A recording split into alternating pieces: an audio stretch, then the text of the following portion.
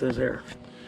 Good evening, ladies and gentlemen. This is Roger W. Knight, and I have some more commentary. If I seem to be a little down in the dumps and a little serious, it's because the occasion of this is of a more serious matter, a more somber matter than what I'm usually in there. As you can see, I am wearing my high school Letterman jacket. I can't even fit it around me anymore. I gained some weight in all those years. And you're probably wondering, well, why is a 60-year-old man wearing a high school Letterman jacket? Well, because I am wearing it in solidarity with the Yarborough family. As you probably have heard by now, there has been an arrest in the murder of Sarah Yarborough, which took place at Federal Way High School in 1991, in December 1991. And this was my old high school. I graduated in 1977. Now, you might say, well, what did I let her in? I let her in on the football team. It was a very good football team. So I didn't get a lot of playing time, but I don't feel any shame in not getting playing time because, well, the guys who started won the league championship and were finalists in the state finals. As you can see, we earned that patch. And you see, I got the 77 on my shoulder board, and I got the letter here. I even left this part open as a pocket, so I could use it as an extra little pocket if I felt the need. But I had lots of fun in high school. In the last game of the regular season, in our game with Thomas Jefferson High School, our crosstown rival, I got in there, and on the second down play, I burst into the backfield. The quarterback pitched the ball out. If he hadn't pitched it out, I probably would have nailed him, maybe at the 2-yard line or the 1-yard line, or even for a safety. I'm not really sure where he was. And the running back that he pitched the ball out bobbled the ball, and it wasn't very good, so he had to go chase that ball. And as he ran into the end zone chasing after that ball, making sure he could secure it, a couple of our players charged in and got the safety. This was in garbage time, it's fourth quarter. And I recall signaling the safety, like so, along with the referees. I thought it's a bit of high school fun. But I will tell you a little bit about the scene where this murder happened. As you can see, here's a little map of the campus, an aerial photo of the campus that was taken a few years ago, most likely before the most recent complete reconstruction of the campus has happened by the Federal Way School District. As you can see, let me grab something to work with. Down here, this little thing had been added.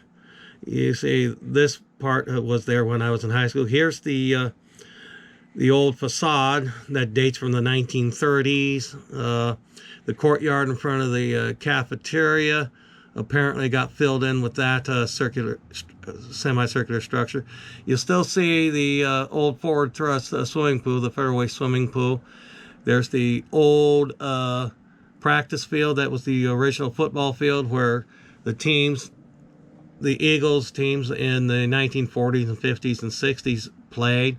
And here's the new stadium that was built, about 1972 or thereabouts. We have like the central kitchen for all the public schools cafeterias. They're right there for such. When I went to Federal Way High School, I walked in across this neighborhood. It's called Aquasine. It came up this little joggle street and then came out there. Now at the time, there was a gate right there in the fence that ran along the 304th Street. And at that time, you could just step on the little latches of the gate and hop up and over and through. I was a lot thinner then, so I could do this. I never weighed more than 200 pounds when I was in high school, and now a bit more than 200 pounds. And then there was a road ramp that went down this way, It came across like this, and then it came over here. Now there was another gate here, but it was easy to walk through. So I would either walk across this. It was a gravel lot at the time. Then I'd come through here, and so I could attend classes that were located in this area or this part of the school if I wanted to go that way. If I had classes up here, my preferred route was to walk along the gravel, along the fence up here, down here by the swimming pool, down the little hill, into this little parking lot. There was a door there, and I could walk past the gyms and go to my classes that way.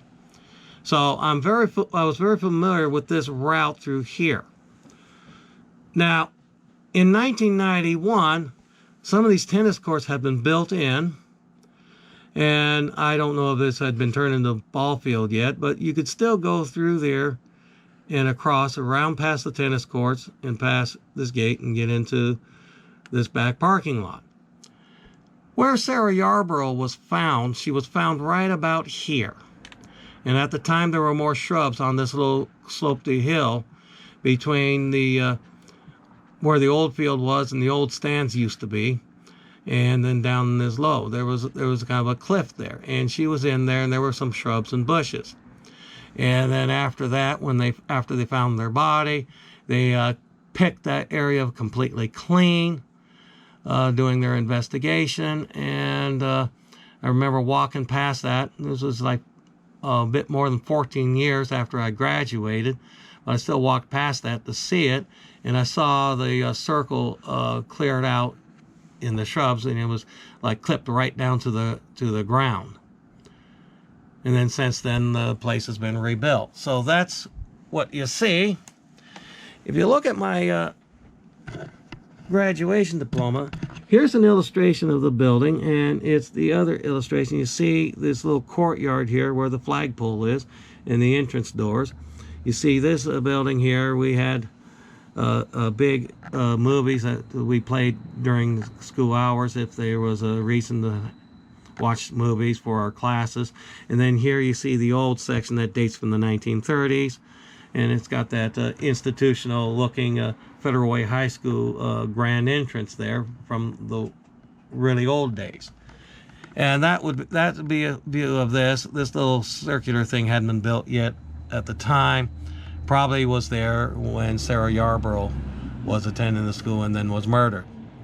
The lot of the school runs from here, up through here, and here. It's a 40-acre lot. This here, State Route 99, Pacific Highway South, was the old US 99, and it was the federal highway that Federal Way is named for. And so that's how we have it. And so, that's what the building looked like when I graduated. And you see the diploma. I got my diploma and got my name on there. And then now, as you probably know, as it is in the paper, there has been an arrest in the murder. A man by the name of Patrick Leon Nicholas has been arrested. His DNA apparently matched the DNA that was recovered from the scene of the crime. I don't know what to say about this. And then you have the other deal there. You have Sarah Yarborough's mom there, and Sarah Yarborough, and she kind of gave there. Haven't heard from the rest of the Yarborough family, but they're definitely in my prayers tonight. And I really don't know what to say about this guy. If he's guilty, in my opinion, he deserves to hang. It was clearly a first-degree aggravated type of murder. He had a sexual assault. He killed the girl at the time, killed her to keep her from talking and keep her from screaming and raising the alarm with people that ran by. There was a jogger that ran by. He witnessed the crime in action, but he thought it was just a couple making out, so he didn't disturb. I guess he didn't really get that good a look. And then there were the two boys that came by a little bit later, and they found the girl dead. There wasn't anything they could do to revive her. I don't know if they made an attempt to give her CPR or something to revive her, but it might have been too late when they came by, and they ran home and called the cops, and arrest is what it is. Uh, all I can say is that my prayers are with the Yarboroughs. My prayers are with Sarah Yarborough, and with all the people in the Federal Way community and the Federal Way High School community that were traumatized by this. 1991 was 14 years after I graduated, so many of the teachers that I knew were still there at Federal Way High School or still employed by the school district. And imagine this threw the community for a big wallop. So all I can say is the best of luck to them. I did some research on the guy. He had a divorce in 1994. No, 2004, I think. No, 1994. And the allegations were that he was inappropriate with his wife's child. It was a stepchild he hadn't formally adopted, and as a result of the divorce, he didn't get hit with a child support order or anything like that. He was allowed to keep his stuff. He was just restrained from getting anywhere near his former family. There was a criminal prosecution for molesting the child. It got pled down to an assault 4. And I can't fault the prosecutor for that, because I looked at that, and yeah, it's like his word against their word, and you go to a jury, it's a credibility determination, and such, and there are a number of cases, a lot of cases where this is made as a false accusation to gain an advantage in the divorce. But my gut says that maybe this accusation was most likely true, because the woman didn't take a go for the juggler type of tactics and destroy the man's financial life for the rest of them. She just wanted them out of their lives, and she got them out of their lives.